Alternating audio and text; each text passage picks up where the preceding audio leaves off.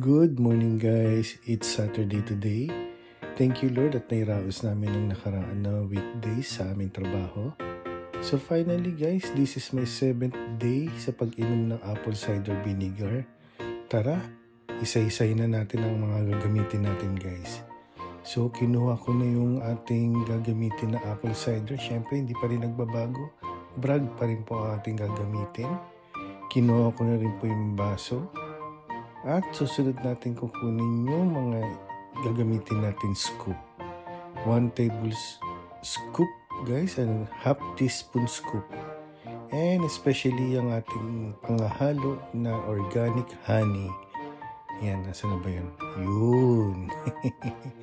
Okay guys, so nakaset na po ang ating mga gagamitin. So lalagyan na po natin ang ating baso na mainit na tubig. So yan, nilalagyan na po natin ng mainit na tubig ang ating baso, 200 ml guys.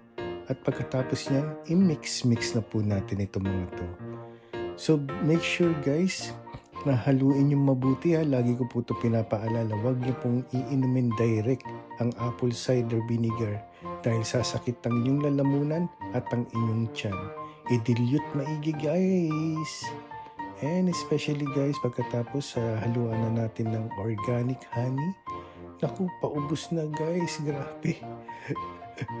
Ang sarap kasi nitong honey na to eh. Talagang very pure ang lasa niya talaga. Ay, ang dami. Okay lang yan.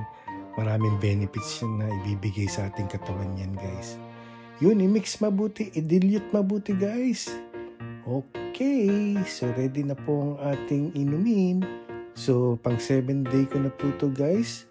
So, iniinom ko siya every morning nang walang laman ng aking tiyan. Sarap! Thank you guys!